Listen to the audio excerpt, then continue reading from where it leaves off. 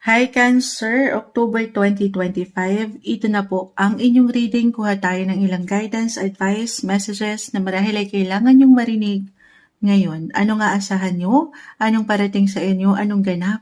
Sa bagong buwan ng Oktubre, Cancer, kamusta kayo? Anong kailangan nyong marinig? Energy check para sa mga Cancer na maaaring makapakinig nito.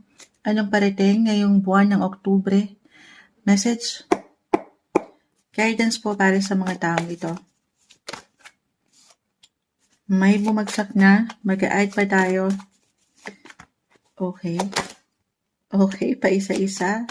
Cancer. Cancer po. Ay, ang dami. Sige, hindi natin pipigilan. Marahil ito ay para sa ilan. Tayo po ay general reading, guys, ha. Of course, just only take what resonate pa rin. Kahit pa pare-pareho kayo ng sign as a Cancer, magkakaiba po ang bawat isa. Depende ito sa kung saan kayo nag-iiwan ng higit na enerhiya or prioridad sa buhay. Pero dito palang umaangat na guys sa usaping pamilya. Buhay karera. Yes po, maaaring ang ilan ay magja-juggling para bang meron kayong higit na pinagbabalanse na minsan hindi nyo maharap lahat. So take it easy pa rin ha. I mean, balance is the key. Wala namang perfect. I feel na itong buwang ito, higit kayong kakailanganin ng ilang tao sa inyong paligid. Sa aking na-mention, family, home, your work, hahanapin, kakailanganin, yung enerhiya nyo.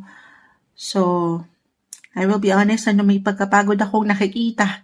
Busy and productivity ang umaangat dito na ang ganda. Parang hindi kayo ma-stock up sa isang situation. So, lalo pa kung meron kayo pinagdadaanan. Di ba kapag nagpapaka-busy tayo, Cancer, as a Cancer myself, hindi tayo, nakakaiwas tayo dun sa sa ilang drama, sa ilang emosyon na minsan umaangat ng kusa. Pero dito, I feel na you will have the strength naman. Okay, yung tamang strength, yung energy para magampanan itong kailangan or ihahain ng universe para sa inyo. Okay, opportunity, manifestation guys, umaangat dito. May pag-glow up ako nakikita. Physically, mentally, emotionally, financially, yes po, or even spiritually, andito na lahat. I-claim na ba natin ito? Parang bumabawi ang mga ganap sa inyong buhay, lalo pa kung nakaramdam kayo nitong mga nakalipas na linggo or buwan, Cancer, na hindi ganun kagaanan. Pagdating sa income, money, as long as, sabi ko nga, klaro kayo sa gusto nyong puntahan, gusto nyong ma-achieve, manifestation, lahat, Ace Page of Pentacles, the Star. Yung goals nyo pa, this is about your hopes, your wishes, your dreams, Cancer. Parang, eto na, you've got this. Umaayon ang mga sitwasyon sa inyo. Although, sabi ko nga, may challenge, physically, mentally, emotionally, papakiramdaman din ng sarili, okay? Kagaya ni Moonchild ngayon, mukhang kailangan nating uminom, wait lang. Okay, ito yung sinasabi natin, live na live po tayo. Nag-water lang ako, salamat sa inyong pahintulot. Ayan, ano na yon? Nasaan na ba tayo? Money opportunity or opportunity para higit niyong maibigay yung pangangailangan ng ilang tao sa inyong paligid, family especially po. Especially kung may mga anak na kayo. Dalawa lang to guys ha. It's either one of your family members ang higit na mangailangan sa inyo ngayon, someone older or someone younger. Dalawa lang naman yan. The Hierophant. A mentor, guardian, parents, or pagdating sa mga bata. Kung saan kakailanganin ng lakas nyo, energy, focus, TLC, tender, loving, and care. Nasabi ko nga, may ipoprovide nyo. Meron. Okay? Or, kung hindi yun mag-apply, could be connected po pagdating sa inyong mga physical home. Physical home, meron kayong kusang aayusin talaga dyan, papalakasin, kukumpunihin. Dumadaan bang ilan sa house renovation? May mga bago, or ito na, nag-start na tayo, holiday season, baka, na kayo Sumilip na kasi sino yun? Tulungan niyo ako guys. Yung pagpasko,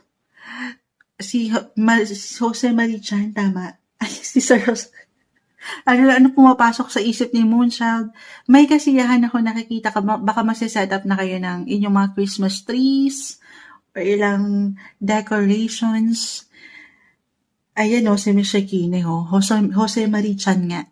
Parang gano'n, meron kayong gustong paangatin na ganda, comfort, security pagdating sa inyong mga tahanan, pamilya. Okay? Yes po. Magandang pagkakataon ito para mas mapalalim, mas mapalawak, mapaganda ang sektor nito. Buhay, pamilya, relasyon. Okay? Or kaakibat, career, money, may opportunity po, anything related sa home. Alam niyo, sobrang mag-a-apply to astrologically since mag-highlight talaga ngayon ang 4th house of home niyo. Cancer, for some of you na nandito sa Jupiter is currently nasa inyong mga signs. Ano yun? Jupiter, the planet of luck, giver of gifts, luck. Nasa inyo pa rin, guys. Meron ba kayong negosyo, trabaho, especially for some na nasa real estate? Meron kayong binibenta na buy and sell? Property? Meron akong magandang nakikita po. Opportunity, money-making opportunity. Claim na ba natin? Yes. Manifestation. Oo, parang kailangan na ata magbenta ng bahay ni Moonchild. Magbenta na kaya ako, Charis? Hindi, pero ang ganda. May pag-boost, may pag-increase, may pag-level up. Sabi ko nga sa inyo lalo pa kung nakaramdam kayo nitong mga nakalipas na buwan, dama ko yan, ng ilang struggle when it comes to money. Career-wise, may improvement, guys. Nag-i-improve.